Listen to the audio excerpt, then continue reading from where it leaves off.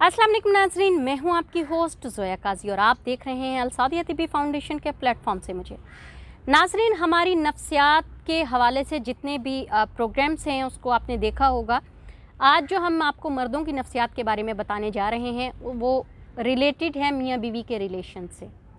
औरतें अपने शौहर से कब बदज़न होती हैं, या आप ये कह लें कि ख़ानदान में भाई जो है, बहन जो है वो भाई से, गर्लफ्रेंड अपने बॉयफ्रेंड से क्यों बदज़न होती हैं। उसकी कुछ वजूहात हैं।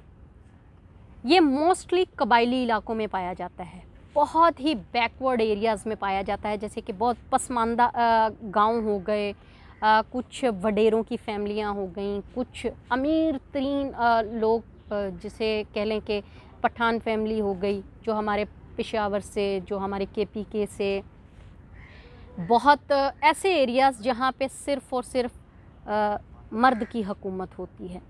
उस हुकूमत को देखते हुए मोस्टली औरतें बदज़न हो जाती हैं।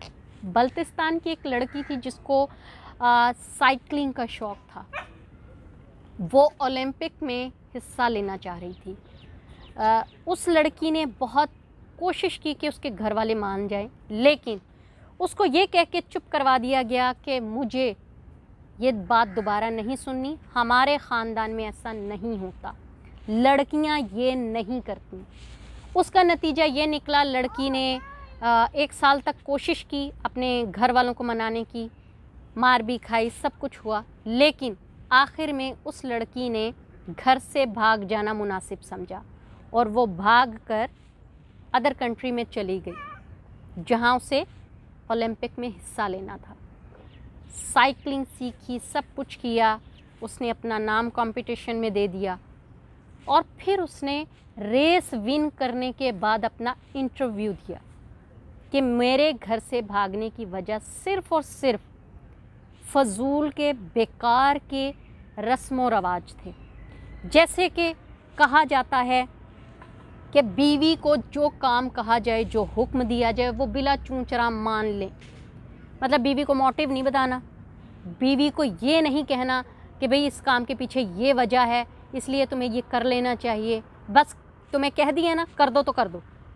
इसका मतलब कि बीवी जो है वो चूंचरा भी ना करे और आराम से हुक्म मान ले। दूसरा, मर्द कैसी भी ज़्यादती करे, बस औरत को खुश रहना चाहिए। भाई जब आप ज़्यादती करोगे तो औरत कैसे खुश रहेगी। तीसरा आता है जी, अगर बीवी मर्द से कुछ पूछ ही लेती है तो उसको ये कह के चुप करवा दिया जाता है कि तुम औरत हो, घर पर रहना, घर में बीवी अपने बच्चों को संभालना, घर को संभालना तुम्हारी जिम्मेदारी है, बाहर मर्द क्या करता है उससे तुम्हारा कोई सरोकार नहीं। भाई जब एक बीवी का अपने शौहर की ज़िंदगी पर कोई हक नहीं है तो फिर उसको घर में क्यों रखा हुआ आपने? सिर्फ बच्चे पैदा करने के लिए, घर के कामकाज के लिए। बच्चे आप एडॉप्ट भी कर सकते हैं, कामकाज के लिए मुलाजमा ढूंढ लें, मुलाजिम ढूंढ लें।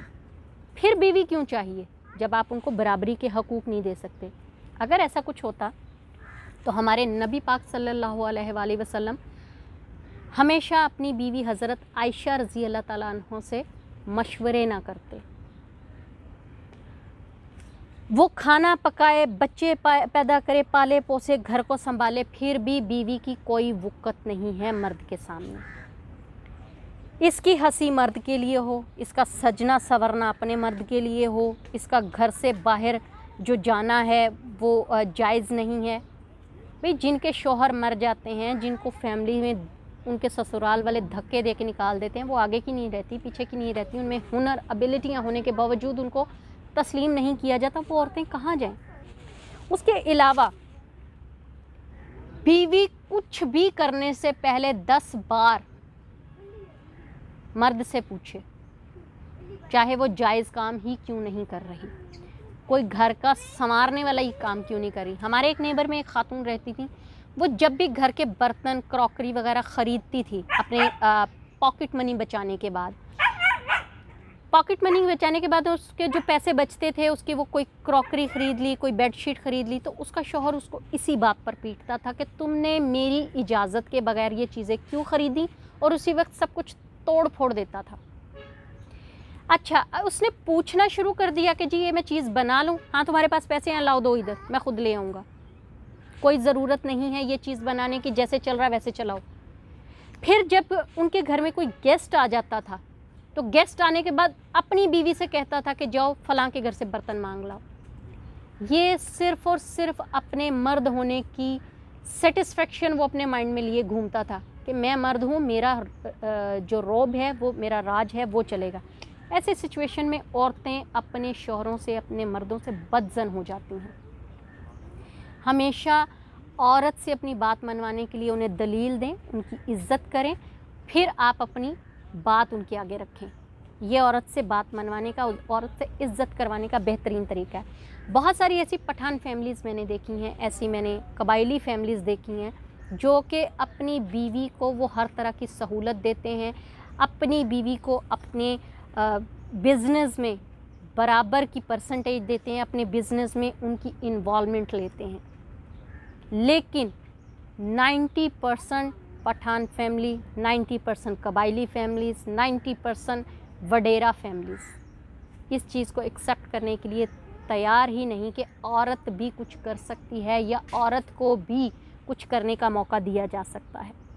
काइंडली अगर आप चाहते हैं कि औरतें, आपकी घर की औरतें, चाहे वो माँ है, बहन है, बेटी है, बीवी है, बदज़न ना हो तो अपनी सोच का दायरा वसी करें, अपनी सोच को बदलें।